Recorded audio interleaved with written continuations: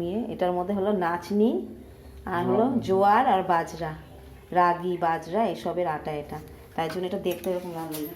এটা রুটি, রুটিগুলো এরকম, কিন্তু এগুলো ঘি দিয়ে আর একদম খুব মোটা মোটা হয়ে যায়, মানে ছোট করলেও অনেক রুটি হয়ে যায়, কি করে হয় কি জানে। ঠিক আছে, দেখো।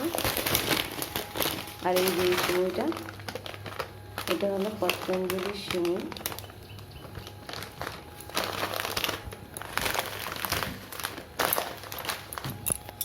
কি সুন্দর একটা গন্ধ হচ্ছে।